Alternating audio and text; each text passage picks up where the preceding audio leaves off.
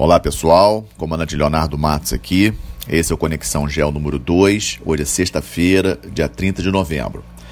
Gostaria de iniciar agradecendo a ótima repercussão do Conexão Geo nas redes sociais, já temos quase 150 inscritos no canal do YouTube, 500 na página do Face e mais de 50 seguidores no Twitter nessa primeira semana, um resultado bem acima do que eu esperava. A semana foi bem tensa em algumas regiões do nosso planeta e escolhi tratar de 7 pontos aqui com vocês. O primeiro ponto, já tenho falado bastante nos últimos podcasts, mas surgiu uma novidade do caso do Jamal Khashoggi, aquele jornalista saudita que foi assassinado dentro do consulado da Arábia Saudita em Istambul, na Turquia. Lembrando que o Jamal Khashoggi era um jornalista do Washington Post, um jornal mega importante dos Estados Unidos. A evolução do caso, nós comentamos na semana passada, do Tribunal Saudita prender 11 sauditas envolvidos, acusando 5, mas isentando o príncipe Salman. A questão aqui é que tivemos dois eventos que também comentamos no último podcast. Um que a CIA, que é Central de Inteligência Americana, deu indícios de que dificilmente o príncipe Salman não teria participado, ou melhor, a CIA comentou algo como se a liderança saudita teria que ter participado da decisão de matar o Khashoggi. E logo em seguida o presidente Trump fez uma declaração dizendo que os Estados Unidos não iam abrir mão da sua amizade com a Arábia Saudita em função dos seus interesses, etc. Ok. Temos também a questão da Turquia, papel de liderança na região. A noiva do Jamal Khashoggi era turca. O presidente Erdogan está passando por um momento em seu país complicado em termos de economia e um fato como esse é sempre interessante para tirar a atenção do público daquilo que está acontecendo no país. Mas qual é a novidade que surgiu essa semana e que eu trago para vocês para a gente discutir aqui? Saiu uma reportagem do New York Times levantando a questão do programa nuclear saudita. A Arábia Saudita está tentando fechar um acordo para a construção de usinas nucleares no seu país. O detalhe desse acordo é que o príncipe Salman, desde o início, em sua visita que teve aos Estados Unidos no início desse ano, ele afirmava que era importante para a Arábia Saudita ter o conhecimento do enriquecimento do urânio, que é um diferencial. Vamos lembrar que o Irã está com um programa nuclear bastante avançado, bem à frente, obviamente, do que a Arábia Saudita, que praticamente tem muito pouca coisa, e a Turquia também está com um programa nuclear não tão avançado como o do Irã, mas também mais avançado do que da Arábia Saudita. E aí parece que, e a reportagem do New York Times levanta um pouco essa questão, de que o motivo da morte, e é interessante por isso que trago isso para vocês, que não foi muito discutido, nós não temos discutido muito a questão do porquê que o Salman matou o Khashoggi, ou seja, que a Arábia Saudita, que os sauditas mataram o jornalista.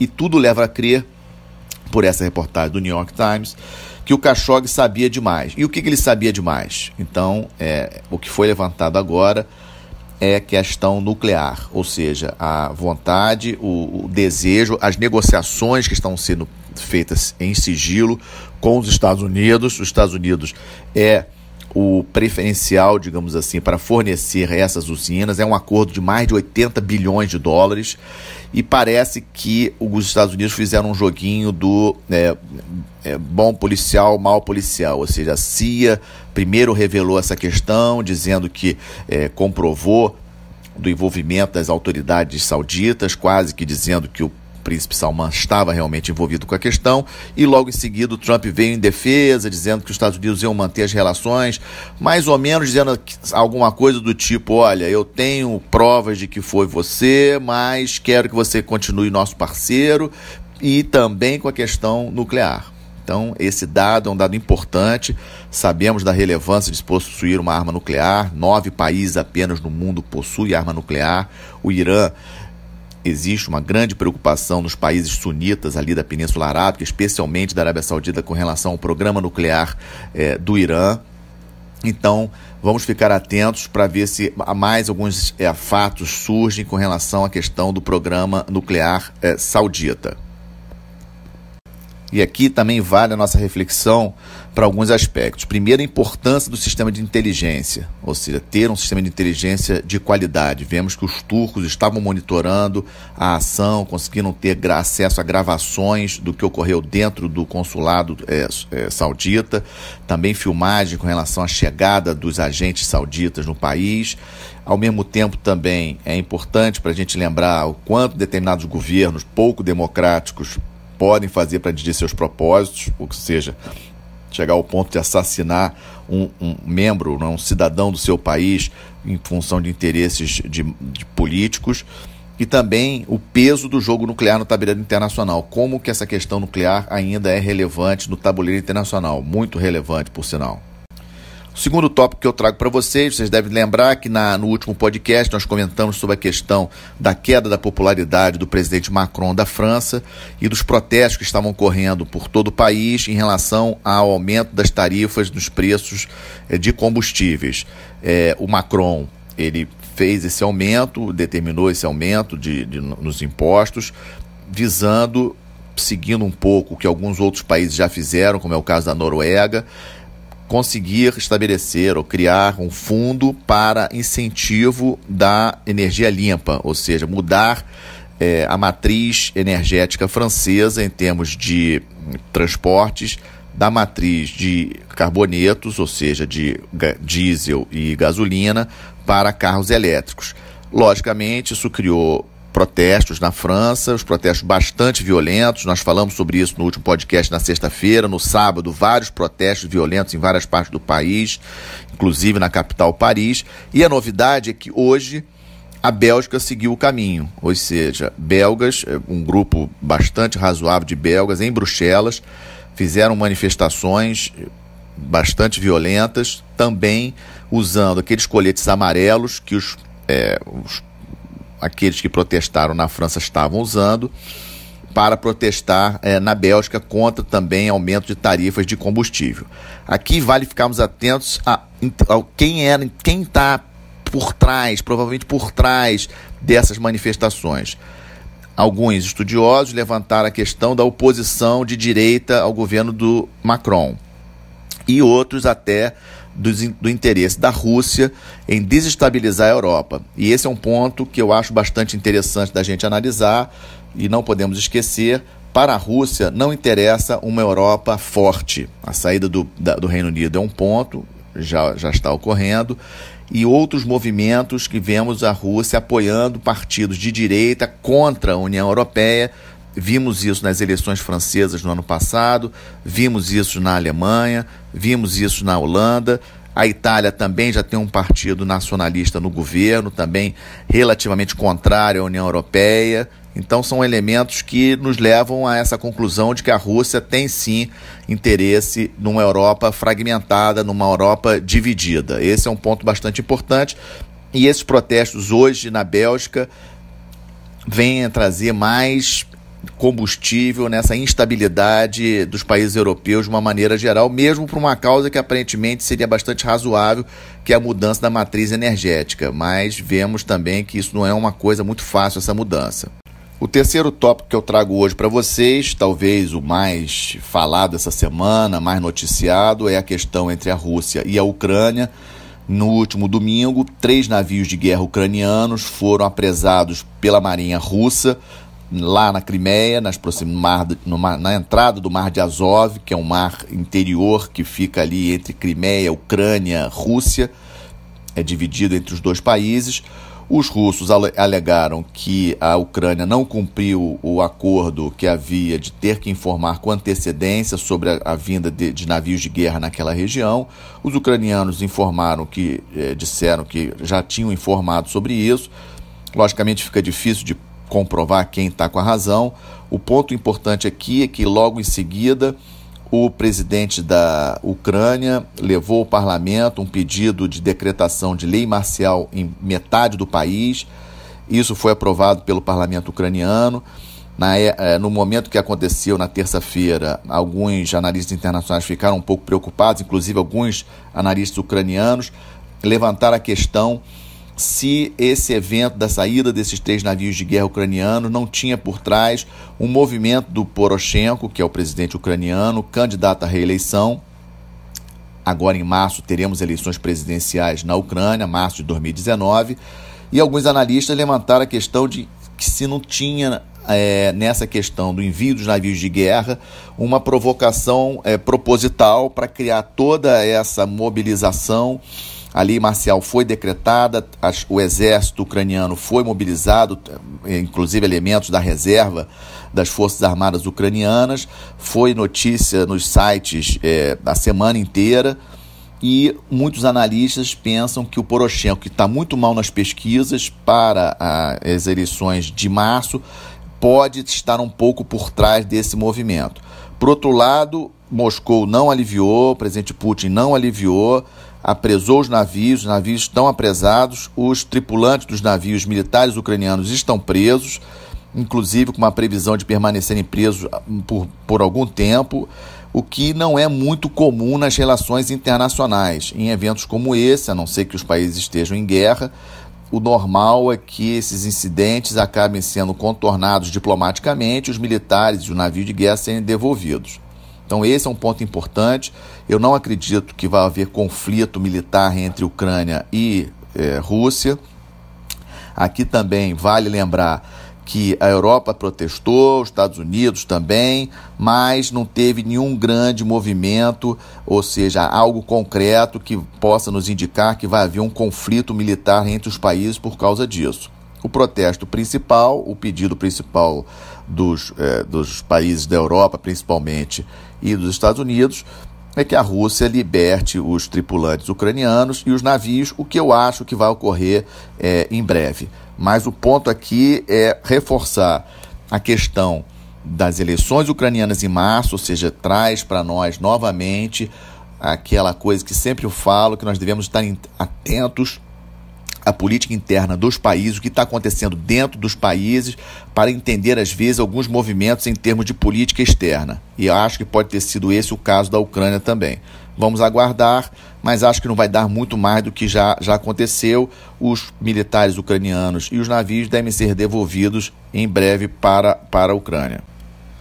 Quarto tópico, rapidamente, apenas para lembrar, nesse último domingo, foi confirmado pelos líderes dos 27 países da Europa, membros da União Europeia, a concordância deles com relação ao acordo que eu comentei aqui já em podcasts anteriores, estava sendo costurado pela primeira-ministra do Reino Unido, a Theresa May, com os líderes da União Europeia. Os presidentes dos países concordaram, e agora a próxima etapa do Brexit vai ser a votação desse acordo no Parlamento Britânico. Aí é que a Theresa May, que está bastante enfraquecida dentro do Reino Unido, vai passar por um teste de fogo. A princípio, a última informação que tenho é que a votação está prevista para o dia 11 de dezembro.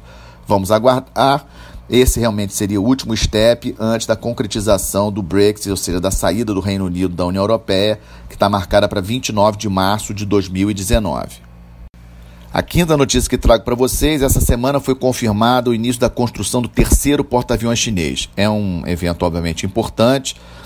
A China, com isso, com a construção do terceiro porta-aviões, vai se estabelecer firmemente como a segunda maior marinha do mundo, atrás da marinha dos Estados Unidos.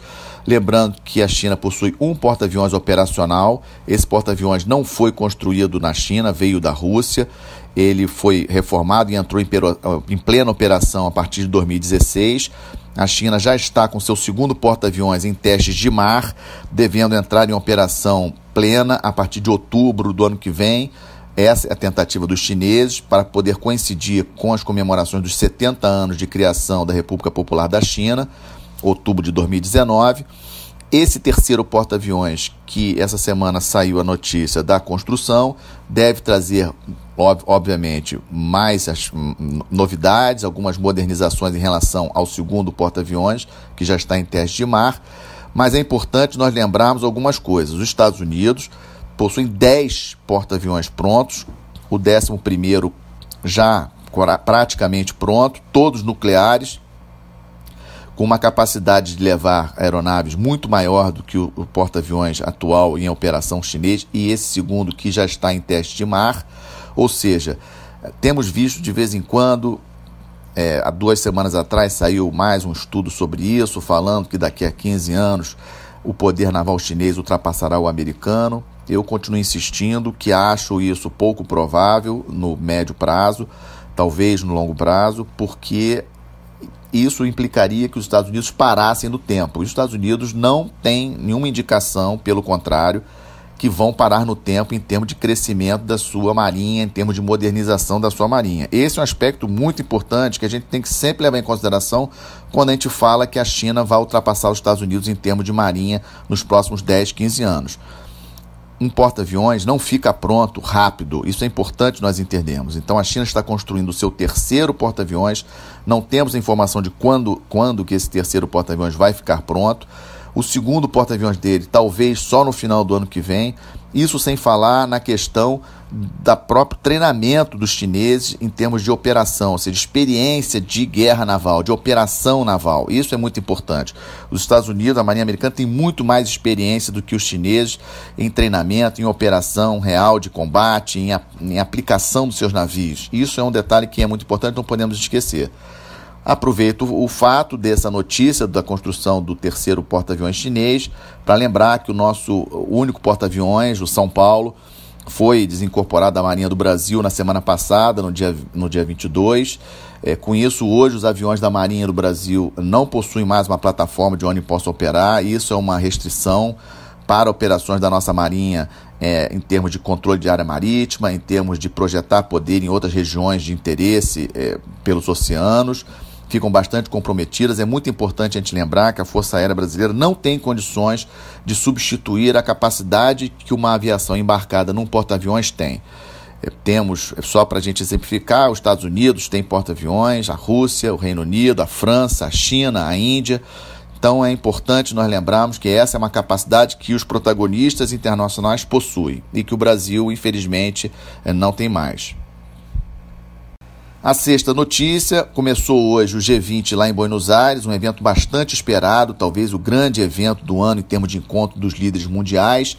Ontem ocorreu um encontro bastante interessante entre o presidente francês, o Macron, e o presidente argentino, o Macri, e o Macron, de uma certa forma, deu um recadozinho para o Brasil com relação a essa questão de querer se alinhar muito às ideias dos Estados Unidos em termos de protecionismo, etc., e devemos refletir um pouco sobre essa declaração do presidente francês, do presidente Macron, que tem se posicionado como o grande líder da Europa atualmente, com a saída do Reino Unido, a Theresa May bastante enfraquecida, a Merkel na Alemanha bastante enfraquecida. O Macron tenta surgir como grande líder da União Europeia e também como grande defensor da bandeira da globalização, das relações internacionais, etc., e deu um recadozinho ontem para o Brasil em seu encontro com o presidente argentino, o Maurício Macri. Hoje já tivemos a assinatura do NAFTA, do novo NAFTA, entre os Estados Unidos, o Canadá e o México. É um evento importante, estava sendo já esperado. O encontro do Trump com o Putin foi cancelado ontem pelo Trump. Havia previsão deles se encontrarem durante essa cúpula do G20. O Trump alegou o problema entre a Rússia e a Ucrânia. Mas aqui tem um detalhe importante para a gente lembrar, que ontem mesmo o ex-advogado do Trump admitiu perante um tribunal americano de que tinha mentido no seu depoimento ao Congresso americano quando não tinha dito que não tinha nada entre o Trump e os russos antes das eleições, ou seja, no período da campanha eleitoral, o que é um calo, né, um grande problema para o governo do Trump desde o seu início, essa busca de informações com relação a até que ponto a Rússia apoiou o Trump nas eleições, etc.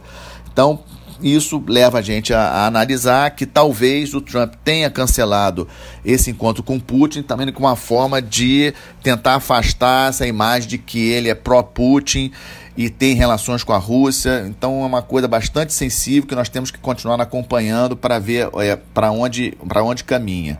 O grande encontro, então, desse G20 ficou para amanhã, o encontro entre o presidente Trump e o presidente Xi Jinping da China, que vão tratar da questão da guerra comercial entre os dois países. Esse é o encontro mais aguardado e que ocorrerá amanhã, sábado, em Buenos Aires. Para fechar o nosso podcast, o item 7, Brasil, como sempre gosto de falar, 2 assuntos em relação ao Brasil. A primeira, que estão alguns noticiários chamando de Guerra do Atum. Um barco pesqueiro brasileiro foi atacado por um barco pesqueiro chinês em águas internacionais, mais ou menos, a princípio, a mais de 400 milhas da costa brasileira, ou seja, fora das águas jurisdicionais brasileiras, fora da nossa Amazônia Azul. O barco pesqueiro brasileiro sofreu algumas avarias estruturais, não tivemos feridos. O barco chegou a Natal nesse último domingo, o evento aconteceu na última quinta-feira. Não tivemos ainda nenhum pronunciamento formal do governo chinês a respeito. A Marinha do Brasil está investigando o evento. O mais importante aqui são duas coisas, na minha opinião, que nós devemos gravar. Primeiro, a importância cada vez maior da pesca no mundo como um todo e das disputas em torno da pesca. Esse é um dado que nós não podemos deixar de lado e temos em mente que a pesca é um elemento importante de disputa internacional entre vários países. E o outro elemento importante que nós não devemos deixar de lembrar é que a Marinha do Brasil precisa ter meios adequados para vigiar a nossa Amazônia Azul e os nossos interesses no mar. Sem esses meios, sem navios, sem meios de vigilância, não tem como a Marinha reagir a tempo para poder atuar na proteção dos nossos interesses, no caso dos nossos barcos pesqueiros, por exemplo, pescando em águas jurisdicionais brasileiras. A princípio, o que aconteceu foi fora das águas jurisdicionais brasileiras, mas nós não tínhamos meios navais, meios da Marinha próximos para poder atuar rapidamente caso fosse necessário. Então esse é um ponto também para a nossa reflexão da importância nesses casos de termos uma Marinha forte, uma Marinha que consiga reagir rapidamente a eventos como esse. E como último tópico para nosso podcast, a visita do assessor de Segurança Nacional John Bolton dos Estados Unidos ao presidente eleito Bolsonaro ontem aqui no Rio de Janeiro. É um evento importante, reforça o que a gente já tem visto desses laços do Bolsonaro com o governo atual do Trump. Foi feito um convite para o Bolsonaro viajar para os Estados Unidos no ano que vem, mas nada além disso saiu para a imprensa, apenas reforça esse alinhamento inicial que parece ter o nosso governo com o governo dos Estados Unidos, o que de certa forma me preocupa. Já coloquei isso no último podcast. Eu acho que a entrevista do vice-presidente eleito General Mourão, na semana passada, mais equilibrada. O Brasil deve ter atenção aos seus interesses de uma maneira geral, não comprando briga onde não precisa. Tivemos a informação que eu achei muito positiva, que o Partido Comunista Chinês fez um convite para o PSL, o partido do Bolsonaro, para que membros do partido do PSL fossem à China, visitassem a China. Não temos mais nenhuma informação sobre isso, ficou a decisão para o presidente do partido, o Bolsonaro apenas disse isso. Eu acho importante nós lembrarmos que a China é o principal parceiro comercial do Brasil e não precisamos abrir briga com a China desnecessariamente. Da mesma forma como também não precisamos comprar briga com relação àquela ideia da mudança da embaixada brasileira de Tel Aviv para Jerusalém. Relembro que é um ponto sensível, temos relações importantes com os países árabes, não apenas comerciais, mas relações históricas, relações diplomáticas, e não podemos esquecer que o Brasil tem uma fragata nossa, da Marinha do Brasil, em águas libanesas, com o comando da missão naval da Unifil, que é uma missão de paz da ONU, feita por um almirante brasileiro com seu Estado-Maior. Não podemos arriscar a integridade física da nossa fragata, dos nossos militares que estão lá, do almirante e seu Estado-Maior, em função dessa questão da mudança da embaixada. Isso nós não podemos esquecer na hora desse assunto voltar ano que vem. Espero que esse assunto fique esquecido. Bom, esse é o encerramento do nosso podcast Conexão Geo número 2. Desejo a todos um bom final de semana e uma boa semana.